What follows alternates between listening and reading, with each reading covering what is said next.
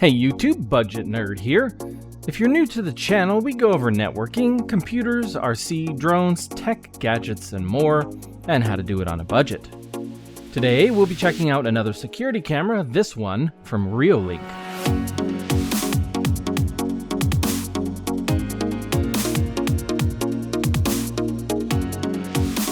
Today's special guest is the Reolink Argus Eco. Yes, Reolink sent it over for me to review, but as you've come to expect, I'll give my honest opinion about this and all products sent to me, no matter what. I chose this one because it's battery powered and wireless, super easy to install. This camera clocks in at around $56 or $59. It's battery powered, as I mentioned. It can be recharged with their solar panel. It's wireless only and supports only 2.4 gigahertz.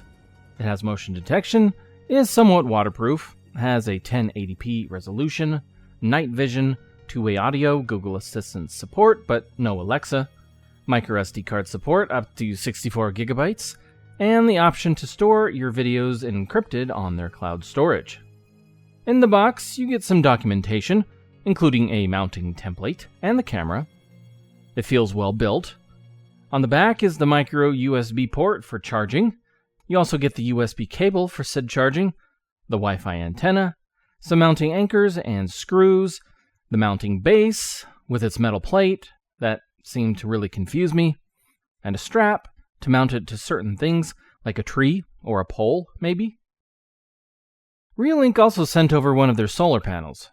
This thing will keep your battery charged indefinitely as long as it gets enough sunlight.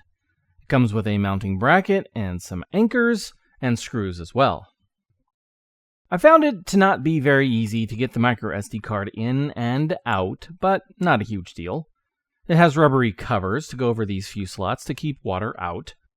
The app is called Reolink, which makes sense. Adding the camera to the app was pretty easy, but do it inside, or the camera will have a tough time reading the phone screen if it's bright outside. Welcome to Reolink. Connection to the router succeeded. Welcome to Reolink. Also, make sure your wireless will reach and that your camera can connect before you mount it in its final location. In the app, you can view or pause a live stream, mute the camera audio, take a picture or manually start a recording, change the stream quality, view the stream in full screen, trigger the two-way audio, or view previous recordings triggered by motion. Viewing previous recordings worked well. Setting up the stream didn't take too long, and browsing around for dates and times for certain recordings was actually pretty intuitive. Light years better than the Heimvision camera I reviewed a few years back. The recorded clips are short, but you can lengthen them in the settings to 15 or 30 seconds. You get quite a lot of settings as well, including the option to turn off the date and timestamp, set up a privacy mask, toggle push notifications, and share the camera. Mounting it wasn't hard, but it takes a bit of time to adjust it how you may want it, and to get everything tight without moving the camera around and undoing the adjustments you made. The app works well. The motion detection works well, pretty well, actually. It caught me nearly every time I went out front. The video feed looks pretty good. Even the night vision is good. The audio quality also seemed pretty good.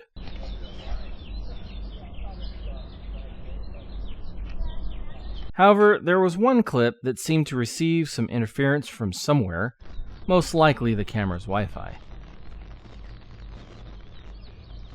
Based on my usage, which was more than most people since I'm testing it, I would get around 72 days if I did the math, or just over 2 months of battery. They claim 4 to 6 months of standby and 9 to 6 hours of constant recording, so maybe you could expect around 3 months for average use. You could just pull the camera down to charge it, or you could purchase their solar panel charger. Mounting it is about as same as the camera, then aim it at the sky and plug it into the back of the camera. If it gets enough sun, it can keep your camera going indefinitely.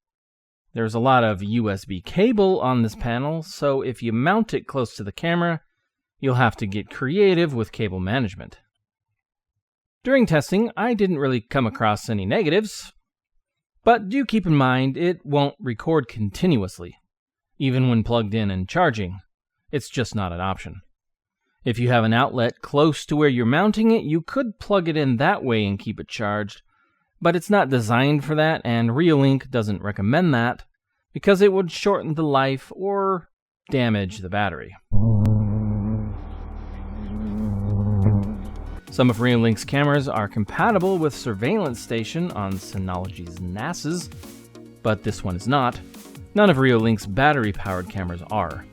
I understand why, but it's still a bummer.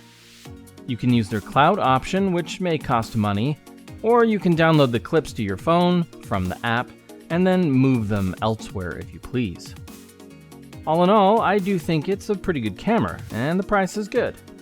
It does go up if you get the solar panel, but it's nice to have the option. As of now, it's become my favorite camera, and I do recommend it for sure. Fire any questions at me in the comments, and thanks for watching.